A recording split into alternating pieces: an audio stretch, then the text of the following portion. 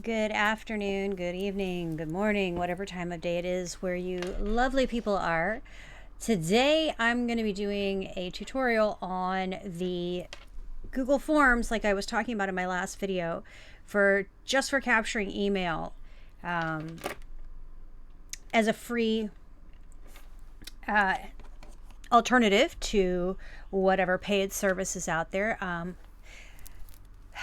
My Scottish ancestors were thrifty, and so I believe in saving money wherever I can. And in this instance, I prefer to use Google and their suite of products. And so what we're going to do is we're going to use the Google Forms. I have my Google Drive up here in front for you. And so what I'm going to do is I'm going to show you the form that I've already created.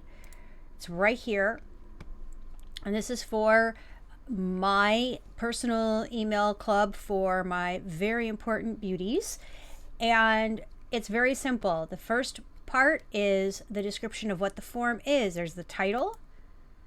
And then this is the information that I need to share with everyone, the reason why we're collecting their information, what we're going to do with their information, and what they need to do if they no longer want that information. Now, this is very, very simple. Depending on what part of the world you're in, you may be required to have further information. I'm not an expert on that, but this is just the plain English edition. And for me, I don't share information with anyone unless it is you, the person giving me your email, specifically says to me in writing, hey, you can use this for something other than the reason I've given it to you. And in giving me your email constitutes an agreement that I can send you special offers or incentives, information about upcoming events, and you agree to receive it and not mark it as spam because you signed up for it. And if you don't want those emails anymore, there's a hyperlink here that if you click it, and I'll show you how that works. You can create a hyperlink here, and I'll show you how to do that later. And then you click on that link, and then poof, whatever email client that you use, which I don't have set up on this computer because I strictly use Gmail and I use email on my phone. I don't use whatever Windows mail clients there are. I don't like them. And then if you had a Windows client or whatever your iOS, whatever your mail client is, it would pop up automatically and you'd send it off on its way. And then this is how I've set it up to say, remove me from the VIBs, which is a play on the MIBs. If you know, you know. All right, so every one of these is completely customizable. The first thing I did was put your name, and it's a short answer. And the user will put in their name. It is required. I prefer to be contacted by, and this is an option. And this one was cute because when you put in that you want the multiple choice, and the first one you put in says email, then it populates up here. There'll be a little some suggestions for email, phone, address, whatever. Also required. And then because I'm capturing emails, that's the whole purpose of this form, your email. Again, this is user entered text and it's considered a short answer. It is required. And then the next one is your phone number. Now, this one is not required because I'm not going to have people give me their phone number. And this is very, very basic. So it's not is this a cell phone? Is this a landline? Whatever. I'm going to assume that everybody has a cell phone, or most everybody who I work with has a cell phone. Because what I do is all online, and most people who are, shopping online or whatever, they usually have some form of mobile device. I know what they say about assuming, but that's just what I do. And so I haven't named this yet, but we're going to call this. There it is. Now, when you click on that, if you haven't named it before, whatever you put in your title will automatically populate there. So now there's that. So here's what we're going to do. if you click the three dots, that gives you options of what to do. If you want to send this to someone, you get the pre-filled link, and now you can send just that link out to whomever, and then they can go with it. So we're going to close that.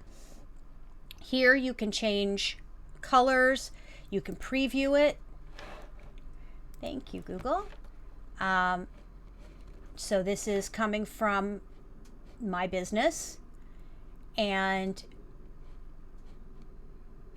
because I'm signed in. Now, if you're signed into Google, it will show whatever your Google email is right here. And submit. Very simple. All right. So now, responses, you can link it to spreadsheets. And settings, this is where you can set all of the nitty-gritty stuff. And so in this case, we're going to turn this off here. Very good. And put it to responder input, so that way they can manually enter their email rather than have to be signed into Google, because maybe they don't have a Google account. Maybe they're still using AOL. I don't know. Or that other one that I don't like to use anymore because it is glitchy. This is all of the details. And this is cute because here you can say your confirmation message. This one is mine. The standard is thank you for submitting your response, I believe. And then you can set defaults for other forms and what have you. So there we go. So now we're going to go to Google Drive, and we're going to go up here. We're going to click the tic-tac-toe board. It's not a hamburger, it's a tic-tac-toe. We're going to scroll down here to Forms, and this is really cool because there's a whole bunch of different styles of forms that you can create. The template gallery has business ones, event ones, personal ones, what have you, education. And these are very, very basic, but they're also very, very good. I started with a blank form. Okay, so we're just thank you for your input on all the types of fonts and stuff, which I love the Google fonts and whatnot. So here's what we're going to do. Untitled form, we're going to call this test form. Yay. Put your description here, including GDPR/privacy notice. Boom. And then this form is collecting emails. Now see, I don't actually have to. If I set this to automatically capture emails, it's going to automatically capture. I don't even have to set that as a thing. So here we go. First name, your name. It's a short answer, and we're going to require that because I want to know who you are, and I want to know your email. Your favorite color. I can spell really well too. Your favorite color. We won't require this one. How about that? And then your favorite food. Short answer, but we are going to require that one because maybe this form's about people who like food, and we're collecting emails to email people recipes. Very good. So there we go. And then we're going to take a look at it.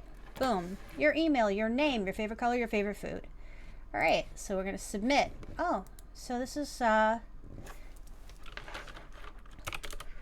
going to put my email here, my work email.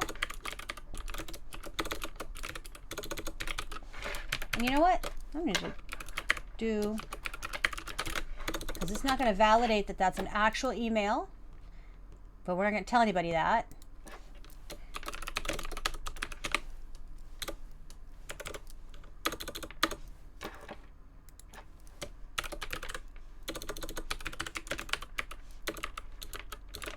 There we go. And corn dogs. Good. Now we submitted that. Great. And I don't want to submit another response, so I'm going to come back here. It doesn't have a name, so we're going to click over here like we did before. There we go. Now look at that. When we come back to that form, it's going to show the responses, and you can see it as a summary of the individual. You can see it by questions. And let's say we're going to see all of the different responses that are put in, and then we'll see the number of them. And then this is one response. And then individual, this will have the form that they filled out.